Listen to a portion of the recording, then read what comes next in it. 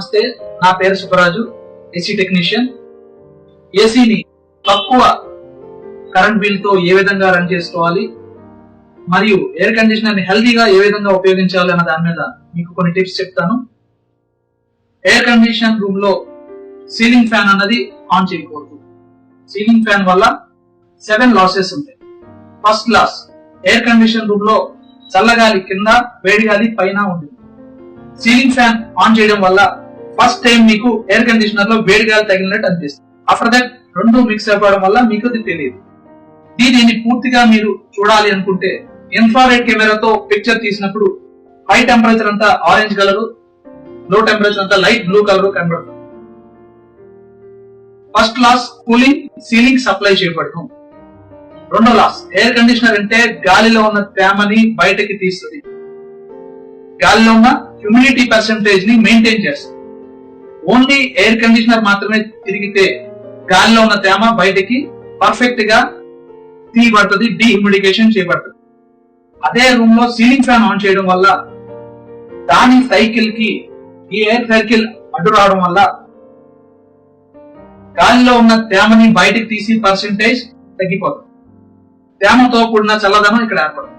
తేమతో కూడిన చల్లదనం వల్ల ముక్కులు పట్టేయడం, పంప చేయడం, నాకు ఏసీ పడదు, తలపోటు వస్తుంది అనే పదాలు మీరు వినే ఉంటారు.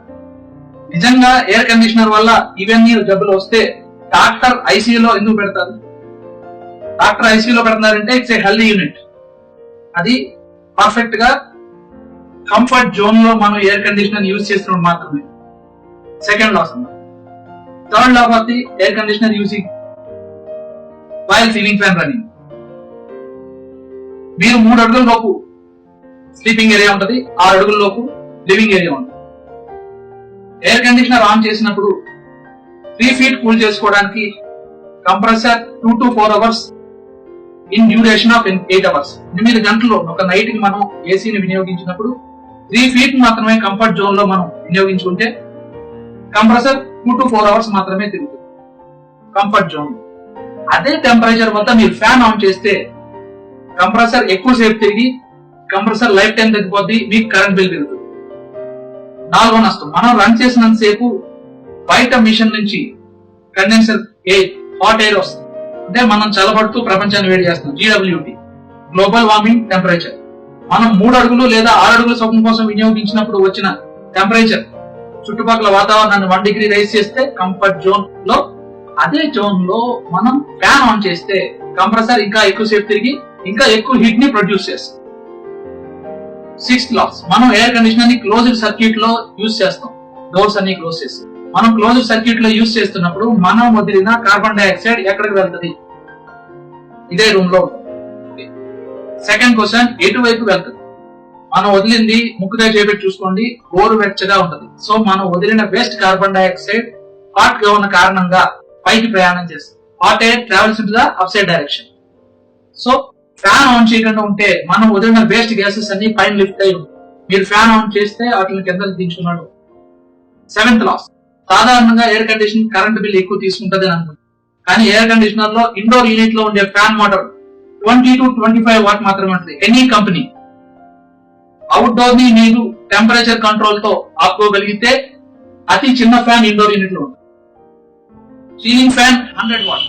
పవర్ కన్జంప్షన్ వైజ్ గా చూసుకున్న ఇండోర్ యూనిట్ అతి చిన్న ఫ్యాన్. ఎయిర్ కండిషన్ రూమ్ లో సీలింగ్ ఫ్యాన్ వాడకూడదు. కానీ ఎయిర్ కండిషన్ రూమ్ లో వచ్చిన గాలి, ఎయిర్ కండిషన్ లో వచ్చిన గాలి ఎదురుగుండా ఉన్న వ్యక్తులకు మాత్రమే సరిపడా CFM, cubic feet per minute air supply ratio, దానికి ఎదురుగుండా వ్యక్తులు మాత్రమే అందజేస్తారు.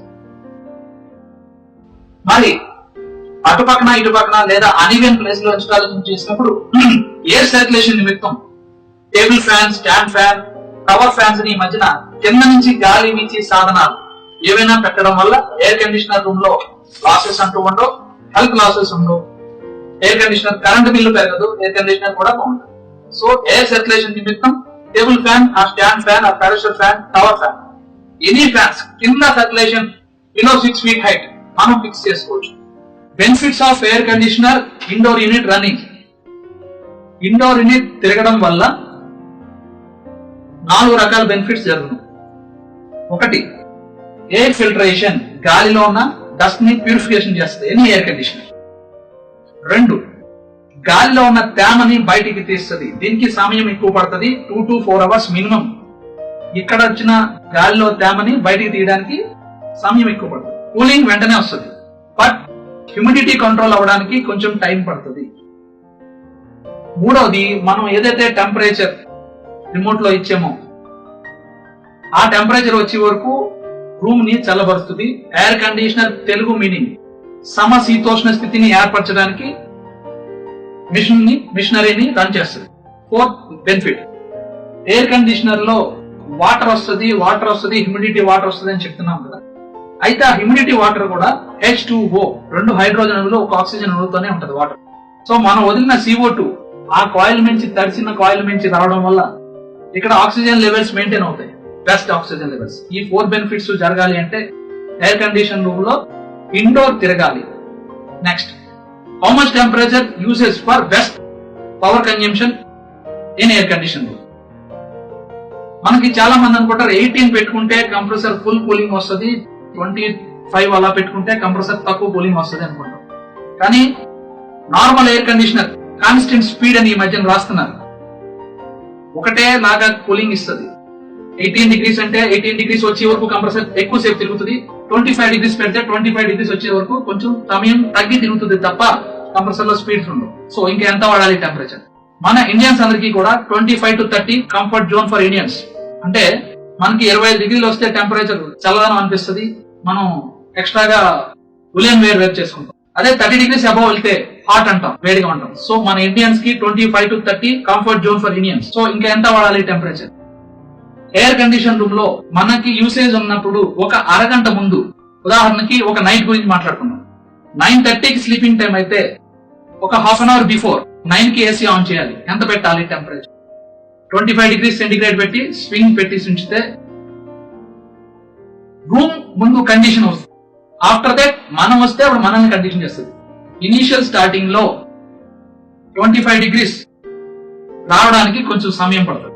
ఆఫ్టర్ దట్ మీరు వచ్చి పడుకున్న తర్వాత చలి అనిపించినప్పుడు మీరు ఎన్ని ఎయిర్ కండిషనర్ రిమోట్ లో ఉన్న బటన్స్ ని అబ్జర్వ్ చేస్తే థర్మోస్టాటిక్ బటన్స్ సెపరేట్ షేప్ గానీ, రేడియం ఇవ్వడం గానీ, మిగతా బటన్స్ ని క్లోజ్ చేయడం గానీ, ఐడెంటిఫికేషన్ కి వీలుగా థర్మోస్టాట్ బటన్స్ ని మాత్రమే ఉంటాయి. అంటే కారణం, రెగ్యులర్ గా కస్టమర్ యూటిలైజ్ చేయవలసింది థర్మోస్టాట్ బటన్స్ మాత్రమే ఎక్కువ. సో మనం 25 నుంచి 30 వరకు ఇంక్రీజ్ చేసుకుంటూ వెళ్ళాలి. ఎందుకు అంటే మనకి చలి వేయకూడదు, చెమట పట్టకూడదు. కంఫర్ట్ జోన్ అంటే మనకి టెంపరేచర్ ఏ విధంగా ఉండాలి అంటే డిసెంబర్ లేదా జనవరి నెలలో ఫ్యాన్ లేకుండా పడుకున్న రోజు ఒకటేనా ఉంటది కదా, అంటే దాన్ని కంఫర్ట్ జోన్ అంటే. ఎయిర్ కండిషనర్ తో కంఫర్ట్ జోన్ క్రియేట్ చేసుకోవడం వరకే. అతి శీతలం మంచిది కాదు, అలాగే అతి హాట్ టెంపరేచర్ మంచిది కాదు ఆ టెంపరేచర్. సో మనం ఎంత వాడాలి temperature? 25 initial starting, after that 26, 27, 28, 29, 30. Initial starting లో స్వింగ్ ని పెట్టండి. ఆఫ్టర్ దట్ 28 క్రాస్ చేసిన తర్వాత 10:30, 11కి మీకు చాలా అనిపిస్తుంది, అప్పుడు టెంపరేచర్ రైజ్ చేస్తారు. రైజ్ చేసిన తర్వాత స్వింగ్ ని డైరెక్ట్ గా పెట్టుకోవచ్చు. ఎందుకు పెట్టుకోవాలి? మీరు హాట్ గా ఉన్న సంగతి ఎయిర్ కండిషనర్ తెలియాలి అంటే ఆ స్టాటిక్ హీట్ మీకు తగలాలి. అప్పుడు మీరు వేడిగా ఉన్న సంగతి ఎయిర్ కండిషనర్ తెలిసి కంప్రెసర్ ని 1 minute or 2 minutes రన్ చేసి మళ్ళీ ఆఫ్ చేస్తుంది. ఎయిర్ కండిషనర్ ని మనం కట్టక్కర్లేదు. ఇంట్లో రెఫ్రిజిరేటర్ ఏ విధంగా అయితే మనం కట్టమో దాంట్లో థర్మోస్టాట్ అది పనిచేస్తుందో అదే విధంగా ఈ ఎయిర్ కండిషనర్ లో కూడా బోర్డ్ ఎలక్ట్రానిక్ సర్క్యూట్ ఉంటుంది. సో అది దాని యొక్క కట్ ఆఫ్ చేసుకుంటూ వెళ్తుంది. టెంపరేచర్ వన్స్ ఒకసారి రీచ్ అయిన తర్వాత అతి చిన్న ఫ్యాన్ మాత్రమే మనకి తిరుగును. ఈ విధంగా తక్కువ టెంపరేచర్ అన్నా డిగ్రీ సెంటిగ్రేడ్ 28, 25 to 30 మెయింటైన్ చేస్తే ఎయిర్ కండిషనర్ కంటిన్యూస్ గా తిరగాలి, ఎయిర్ ఫిల్టరేషన్ జరగాలి, డీహ్యూమిడిఫికేషన్ జరగాలి, టెంపరేచర్ మెయింటెనెన్స్ జరగాలి. ఇవన్నీ జరుగుతున్నప్పుడు కూడా కరెంట్ బిల్ తక్కువ వచ్చును. Thank you.